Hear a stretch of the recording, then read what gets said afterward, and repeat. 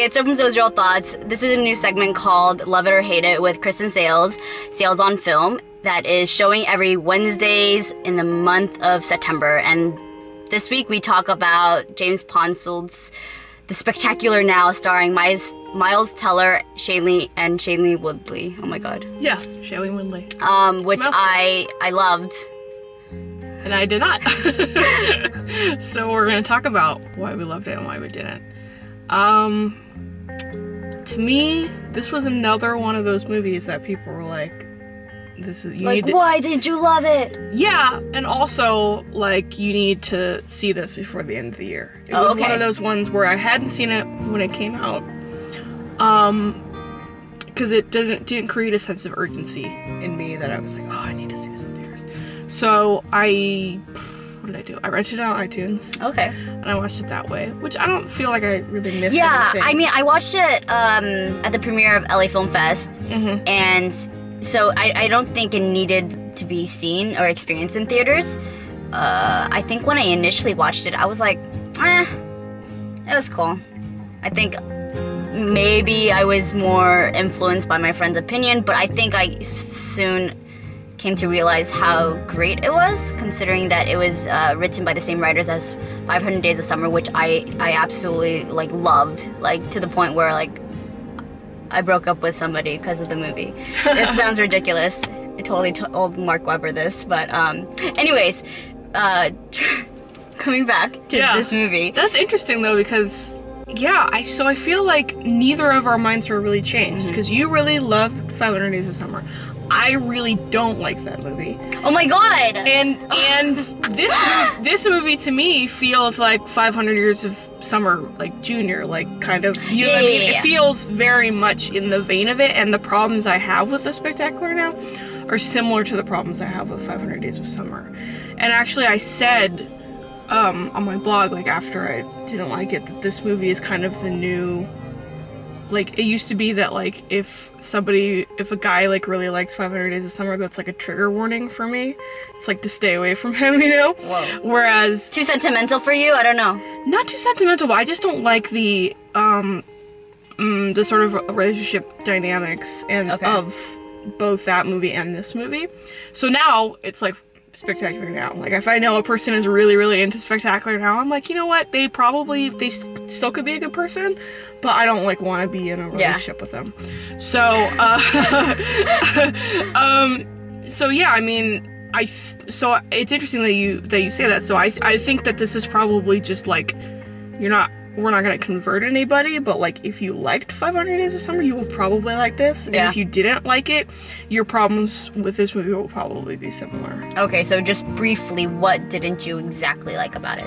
About Spectacular Now, to me, it just reeked of that thing where a guy who is outwardly not that nice, but turns out to be sort of a closet nice guy, learns a lesson from a girl. You know, and I think that's what I had a problem with too, considering that Miles Teller was such an asshole that I didn't appreciate. Yeah. And I didn't want to root for a character like that, but at the underlining everything else, I think it's mostly the chemistry that was so seamless and that was so true to life. When I saw Shailene Woodley, I'm like, she's so remarkable in this film. She is the girl next door, but that's why it works so well, because she is the girl next door, and it's so similar to girls you've met at school. I've known tons of girls in my high school that was Shailene Woodley, very average, the nice girl, and just their dynamic. I don't know. It seems so natural. I think there's this one really long one shot that I really love of them just talking, and when they're at the party. Yeah, after they're just walking after the party, and I don't know.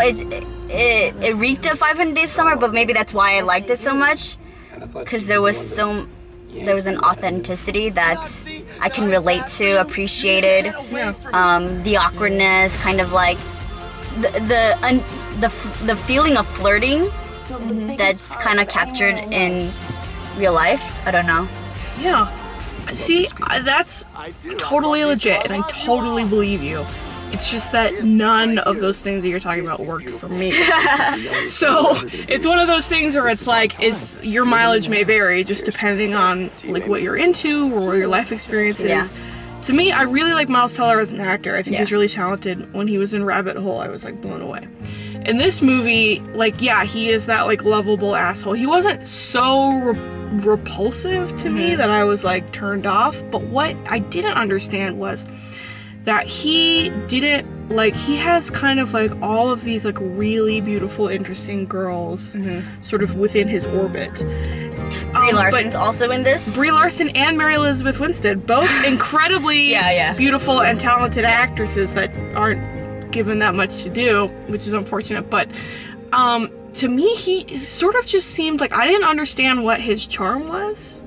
I think a lot of girls fall for that, like, assholeness, but, like, kind of nice guy, and, I guess so. I mean, I don't doubt that that's true. Obviously, I know it's true. Just for me as a viewer, I was not charmed by it. Oh, okay. So it was kind of just like, I don't really understand why these people are sort of gravitated towards him. Because he was supposed to be like that kind of like big man on campus, like he can like get a party started. Yeah. And like, I don't really see that in his performance or in him physically. I don't know if I really believe that. But, and then also, Shailene Woodley to me is not, I don't really understand her appeal as an actor.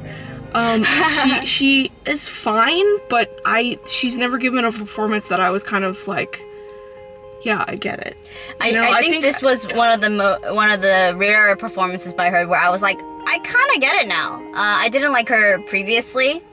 I don't know what she did before this. But I guess just for her being so passive as a person and a character in this movie, to be able to like become on the same level as someone with an explosive personality like Miles Teller, I appreciated that. That's and she kind of rose by herself, because I do know those girls who don't really stand very strongly by themselves, but given the spotlight, they'll be able to really speak up and become their own person. And that's what I saw, and I guess I saw so much truth in their development, their interaction, and kind of the way the events just unraveled.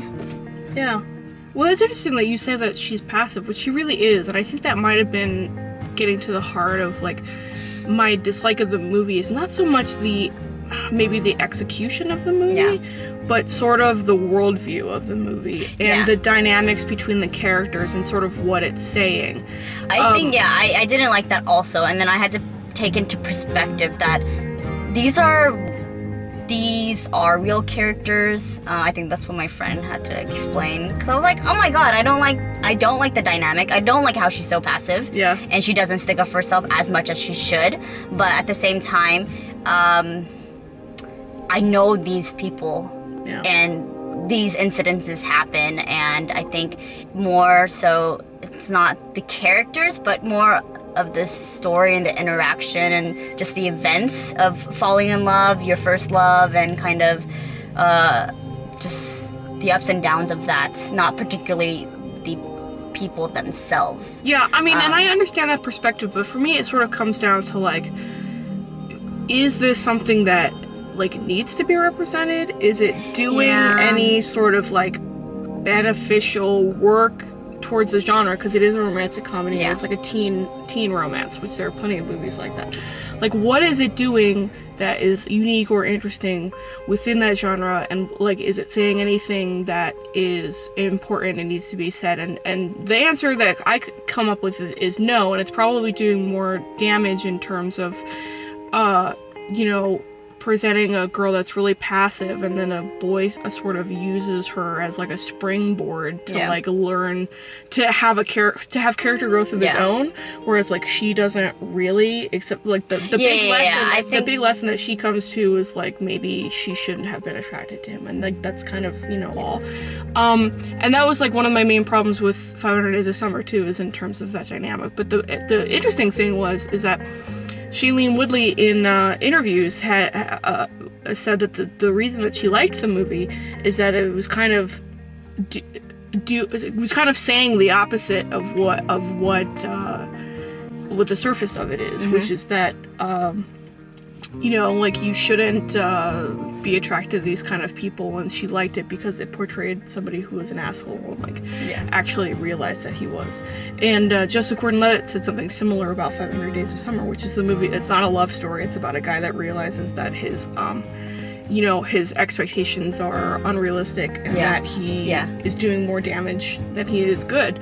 My argument with that is that is a very, like, kind of iceberg argument, whereas that may be like what's submerged under the water, but there's the movie is not doing a lot of work to reveal that. So even if the actors as they're playing have that knowledge, to me it's just, the movie's just like not doing enough to either be subversive or to actually like have a counterpoint. It's too, in terms of its filmmaking, like, I guess, mainstream. Yeah. I don't know. I guess I made my points. Yeah. I know. I mean, I agree with you on it. It is, like, in terms of analyzing romantic comedies and stuff, I'm almost sort of at a disadvantage because it's not the kind of stories that I really gravitate to, and I tend to maybe be a little harsher on them in terms of, like, representation, because I think that a lot of people, like, really take them seriously in terms of, like, because there is that thing of, like, wow, it's so authentic that a lot of people, like, see themselves in it and take it as, like, some, like, literal. A truth, you know? And I think what I appreciated more was that Shailene Woodley's character comes to terms with her own self, and she grows so much as a person at the end of the film that it's like, you know what, it's not so much about, like, at first she is this very passive and, like, very shy person, but she grows so much from that, and I think just the end result was good enough for me as like a new take, a refreshing spin on the romantic comedy that's so, like, bright and fake. But yeah, okay, well, that was our take. Be sure to check out us next Wednesday, and be sure to follow Kristen. salesonfilm.tumblr.com and @salesonfilm on Twitter. And we will see you guys later. Bye.